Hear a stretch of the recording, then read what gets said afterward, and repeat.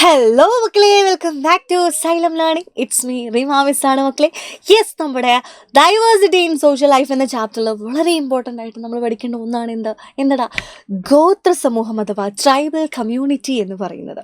ഇതിൻ്റെ പ്രത്യേകത എന്താണ്? ട്രൈബ്സ് എന്ന് പറയുന്നത് എന്താ, അവർക്ക് തനതായ ഒരു ജീവിത രീതി ഉണ്ട് അല്ലേ, ഒരു യുണീക്ക് ആയിട്ടുള്ള ലൈഫ് സ്റ്റൈൽ ആർക്കുണ്ട് ഈ ട്രൈബൽ കമ്മ്യൂണിറ്റിക്ക് ഉണ്ട് അല്ലേ.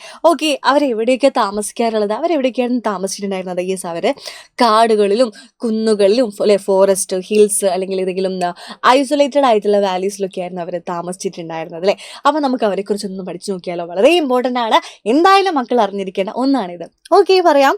Tribes have unique life style. Miss പറഞ്ഞില്ലേ, അവർക്ക് തനതായിട്ടുള്ള ഒരു ജീവിത രീതികൾ ഉണ്ടായിരുന്നു. അവർക്ക് യുണീക്ക് ആയിട്ടുള്ള ലൈഫ് സ്റ്റൈൽ, ജീവിത രീതികൾ ഉണ്ടായിരുന്നു. നമ്മുടെ ദേശത്തെ ആദ്യകാല സമൂഹങ്ങളുടെ പിന്മുറക്കാരാണ് കേട്ടോ. അതാണ് they are the descendants of the ancient human societies our country. ഓ, ഏതെന്ന് നോക്കിക്കോ.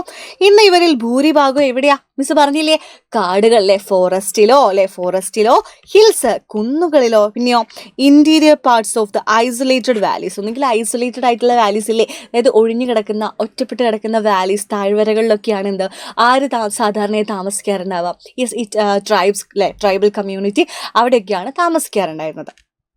നെക്സ്റ്റ്, ഇവരെന്താണ്? എ ഗ്രൂപ്പ് ഓഫ് പീപ്പിളെ, ഒരു കൂട്ടം ആളുകൾ ഒരു പർട്ടിക്കുലർ ഏരിയയിൽ താമസിക്കുകയും അവരുടേതായിട്ടുള്ള തനതായിട്ടുള്ള ഭാഷ സംസാരിക്കുകയും ചെയ്യുന്ന ജനവിഭാഗമാണ് ഗോത്രവിഭാഗം എന്ന് പറയുന്നത്.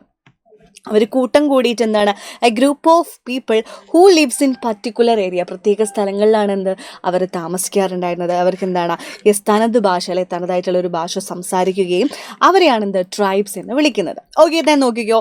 ദേ follow unique customs and rituals. Means പറഞ്ഞില്ലേ, അവർക്ക് അവരുടേതായിട്ടുള്ള ആചാര അനുഷ്ഠാനങ്ങളൊക്കെ അതൊക്കെ പിന്തുടരുന്ന ആളുകളായിരുന്നു നമ്മുടെ ട്രൈബ്സ് അഥവാ ഗോത്രവർഗ്ഗക്കാരെന്ന് പറയുന്നത്. ഓക്കെ, ഇവരുടെ പ്രത്യേകത എന്താണെന്ന് പറയുന്നത് കേട്ടോ. ഇവരുടെ പ്രത്യേകത, ട്രൈബ്സിന്റെ പ്രത്യേകത നോക്കിക്കോളൂ.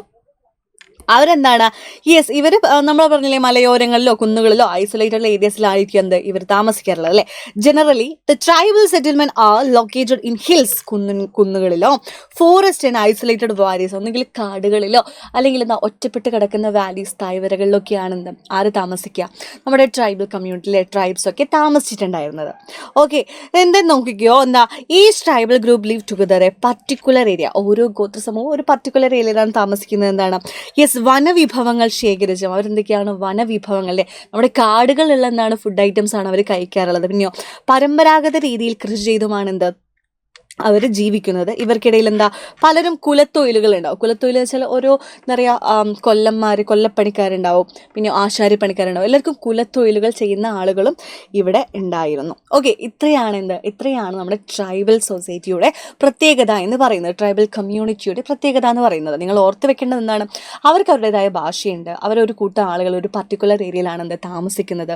അവർ ഹിൽസിലും കാടുകൾ, ഫോറസ്റ്റുകളിലും പിന്നെ ഐസൊലേറ്റഡ് ആയിട്ടുള്ള വാലീസിലൊക്കെയാണ് അവർ താമസിച്ചിട്ടുണ്ടായിരുന്നത് അല്ലേ.